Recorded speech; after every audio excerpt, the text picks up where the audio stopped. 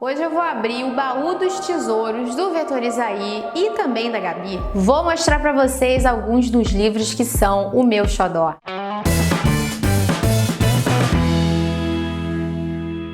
Oi meninas, tudo bom? Sejam muito bem-vindos ao Vetorizaí, o canal onde você aprende sem sofrer. Eu sou Gabi Ferraz e antes de qualquer coisa, quero fazer aquele convite que não te custa nada, mas que pra gente é super importante. Se inscreve aqui no canal, ativa o sininho das notificações para você sempre ser avisado quando a gente publicar um conteúdo novo e já dá o seu joinha para você não esquecer, porque senão você fica aí assistindo o vídeo e nunca lembra de dar o joinha, tá bom? Então, dá seu joinha aqui. No vídeo de hoje, eu vou mostrar para vocês alguns livros que são o meu xodó. Eu gosto muito de livros de arte, eu tenho alguns artbooks que são, assim, um tesouro realmente para mim. Eu não exagerei quando eu falei de baú do tesouro. E eu vou mostrar alguns deles para vocês hoje. Desses, alguns que eu já tinha compartilhado lá no meu Instagram. Então, se você não me segue ainda, segue a gente aqui no Instagram que tá aparecendo aqui no vídeo. Bom, gente, então vamos começar pelo artbook daquela que é a minha animação favorita de toda a vida, que é Coco, ou em português, A Vida é uma Festa. E aí esse artbook começa com essa animação, esses frames aqui de animação, como se fosse um paper cut, que isso existe, né, na abertura do vídeo da animação. Se você já assistiu, deve estar reconhecendo. E esse artbook, ele traz muita ilustração, ele não traz tanta informação assim sobre processo, mas ele traz muito do processo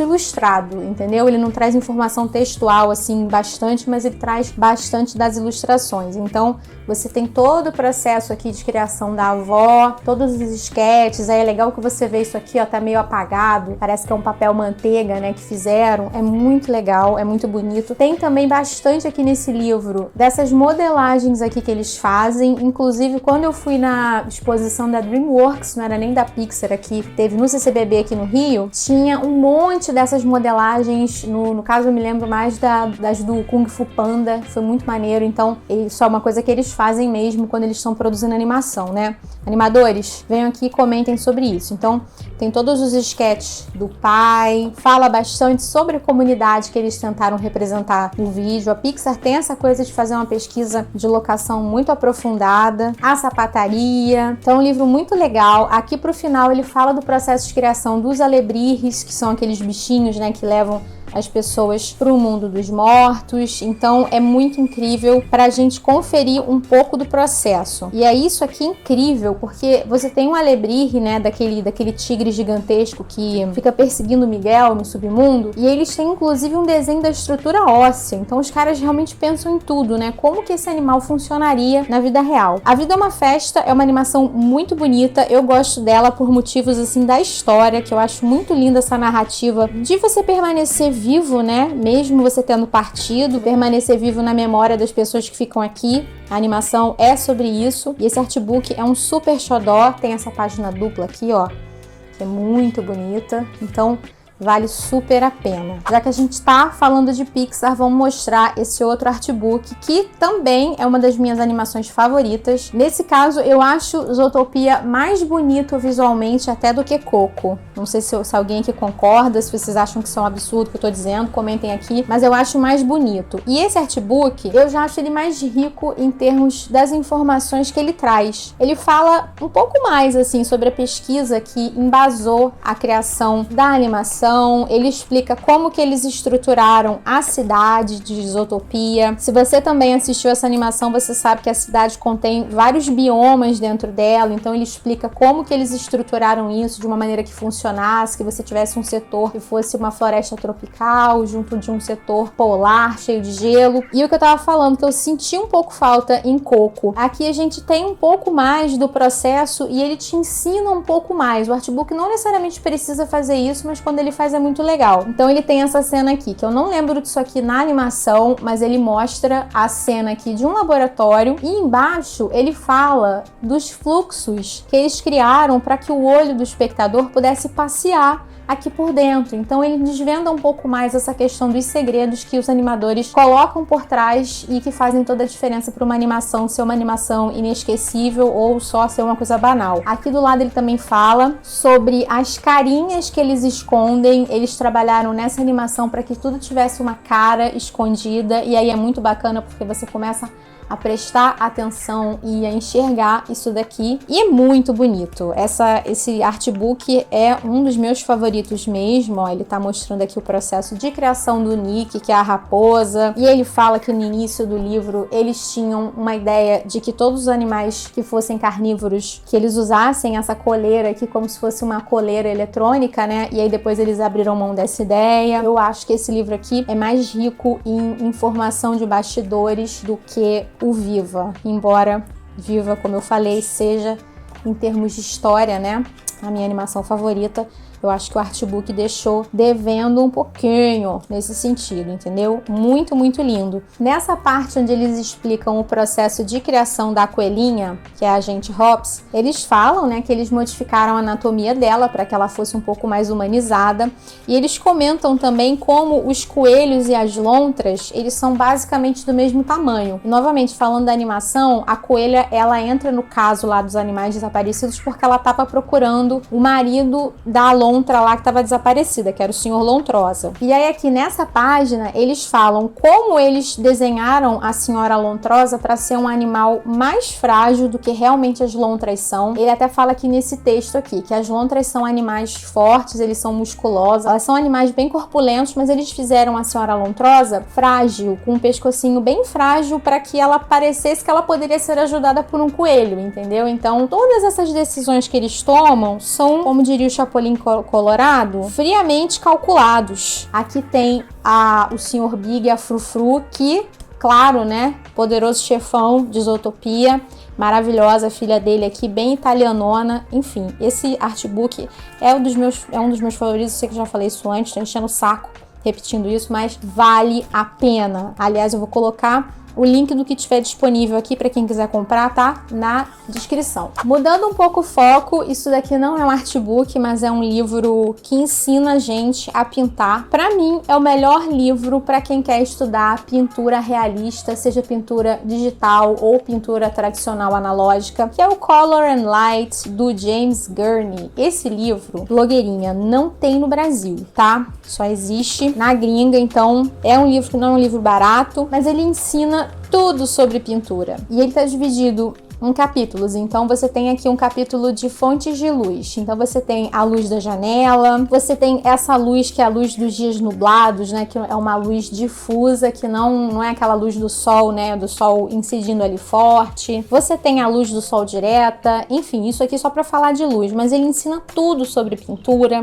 Ele fala sobre pigmentos. Esse livro aqui, eu passei muito tempo querendo, quando eu finalmente comprei, assim, mora no meu coração e vale a pena. Esse cara, James Gurney, ele é o criador da Dinotopia, né, que é uma animação, e ele é um fera da pintura. Então vale a pena, se você quiser se aprofundar na teoria, você comprar e ler esse livro. Esse livro me trouxe informações muito legais, por exemplo, a respeito de por que embaixo da água as coisas são esverdeadas e azuladas. E ele explica que é porque os comprimentos de onda do azul e do verde, eles viajam com mais velocidade embaixo d'água. Então, por isso que a gente percebe esses tons antes dos outros, entendeu? Então, vale muito a pena. É um livro teórico, é um livro pesado assim em termos de informação, ele é denso, mas ele é ricamente ilustrado, e se você conseguir ler em inglês legal, eu acho que vale a pena você comprar e guardar aí na sua coleção. Isso aqui é um super tesouro. Intercalando, já que a gente está falando de livros mais teóricos,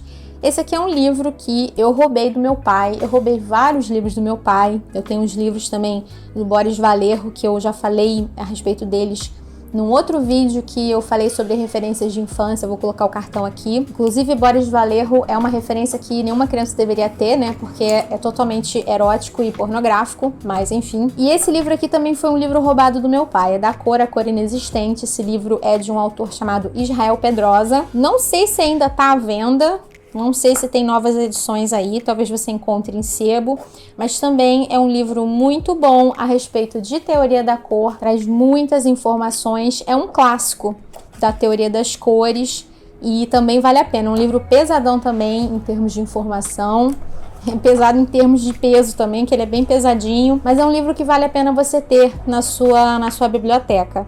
Ele ensina bastante a respeito de teoria da cor, vale muito a pena. Esse aqui, inclusive, é um exemplar autografado que o Israel Pedrosa deu pro meu pai, ó. Meu pai, eu já falei sobre ele, ele era artista plástico amador e ele conheceu o Israel e o Israel deu esse livro aqui autografado para ele em 19 de outubro de 96. Olha que legal. Cairo Odilon Ferraz, sua simpatia e emoção artística, com um abraço amigo do Israel Pedrosa. Enfim, edição de colecionador, né? Nunca vou me desfazer dele, sempre vai ficar guardadinho aqui. Voltando pros artbooks, esse aqui é meu, não roubei de ninguém, ganhei de Dia das Mães, do meu filho, né, e do meu marido. É o artbook do Meu Amigo Totoro. Se você nunca assistiu Meu Amigo Totoro, você precisa ver esse livro, esse filme hoje, tem na Netflix, então vai lá assistir. Netflix recentemente incorporou todas as animações do Estúdio Ghibli, todas menos O Caçador de Vagalumes, e Meu Amigo Totoro é um super clássico, e esse livro aqui conta um pouco do processo, também é um livro muito rico em termos de processo de produção, das coisas que eu acho incríveis, né? Essas aquarelas são lindíssimas, essa planta que eles fizeram, eles fizeram uma planta baixa da casa, então assim, os caras realmente é igual o esqueleto lá do Alebrije da Pixar, né? Os caras vão a fundo, então não basta você ter a casa para onde o pai com as duas filhas, né, eles se mudaram. Eles têm uma planta baixa indicando como que a casa seria na verdade se ela existisse. E aí tem o projeto aqui da menininha, da personagem principal, é Satsuki, não lembrava o nome dela, Satsuki. Tem aqui os cenários, a casa vista de fora, é lindíssimo. Eu sou uma grande fã de animação japonesa, também já falei sobre isso. Uma das minhas animações favoritas é Akira, de Katsuhiro Otomo, e eu tenho um livro sobre Akira, sobre animação, mas ele não tá aqui na minha casa, mas é um livro belíssimo, e assim, são aquarelas maravilhosas. Olha isso aqui é um tapa na cara da gente que tá aqui, entendeu? Olha, maravilhoso, maravilhoso. Recomendo muito se você puder comprar. Olha, até o storyboard dos caras é tipo um desbunde, né? É incrível, assim, super elaborado. Então vale muito, muito a pena. Isso aqui é um baita de um tesouro. Também é um livro que eu tenho guardadinho aqui no meu coração. Outro tesouro que eu amo demais é o artbook de Klaus. Eu não sei se esse livro tá disponível. Eu consegui comprar a pré-venda que eles abriram. É uma animação da Netflix, muito, muito maravilhosa, e o artbook é tão maravilhoso quanto. Então, novamente, né, o padrão dos artbooks, ter aqui a conceituação do personagem do carteiro, que é o Jasper, tem essas ilustrações maravilhosas. Comenta aqui se você já assistiu Klaus, se você não assistiu também tem que entrar na sua lista. E eu sei que tem um brasileiro, que é o Gabriel Soares, que ele trabalhou na produção, não sei qual foi o papel dele, mas ele é um ilustrador, é um dos meus ilustradores favoritos. Se você não segue ele, siga ele tá no Instagram. E ele trabalhou, ele é muito talentoso, ele trabalhou na produção desse desenho. Então é também um artbook muito, muito bonito. O que eu mais gosto dessa animação é esse trabalho de iluminação incrível que eles fazem, porque você tem uma cidade que está coberta de neve, ela é muito escura, então você tem vários momentos em que você tem essa luz quente, né, vinda da lareira, do interior das casas, e é muito, muito incrível. Olha só, essa iluminação aqui, ó, isso aqui é muito bom. Então, uma aula de iluminação. E pra gente encerrar, o meu tesouro mais valioso é esse livrinho aqui com essa capinha toda velhinha, né? Todo xixelentinho. Como eu falei, o meu pai era artista plástico e esse livro aqui foi mais um dos livros que ele era artista plástico amador, né? Ele não trabalhava com isso, mas esse livro aqui é dele. É um livro muito antigo que ele comprou, eu acho até que antes de se casar. Deixa eu ver se tem a data aqui. Antes de se casar com a minha mãe, talvez. Acho que esse livro aqui é de 1971. Ele fez um menuzinho, ó, a letra dele era toda caprichada, ele fez um sumário, na verdade. E é um livro antigo, de anatomia, das edições Ediouro. É um livro simples assim, mas que ensina bastante sobre anatomia. Tem conhecimentos muito valiosos aqui. E, na verdade, ó, tá vendo? Ele botou aqui. Esse livro pertence a Odilon Ferraz Sobrinho Filho Tota, que era o apelido dele. Ele traz informações bem ricas, né, a respeito de anatomia, um conhecimento um pouco mais assim, se eu puder dizer, antiquado, né, mas essas coisas não mudam, né, isso daqui sempre vai ser atual, a gente sempre vai conseguir aprender a desenhar utilizando referências como essa, né, mais clássicas, assim, mais antigas. Então ele ensina sobre todas as partes do corpo. 75. Ó, os meus pais nem eram casados ainda.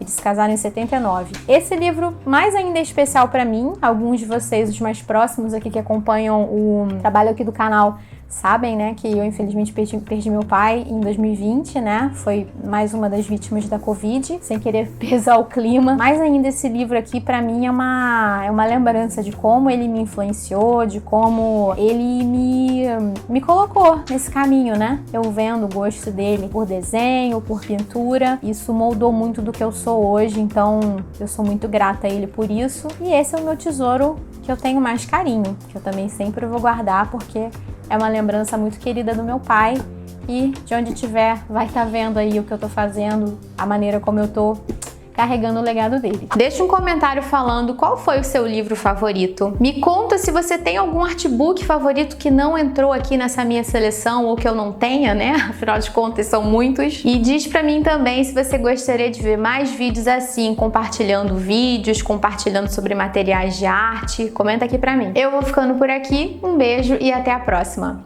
Tchau!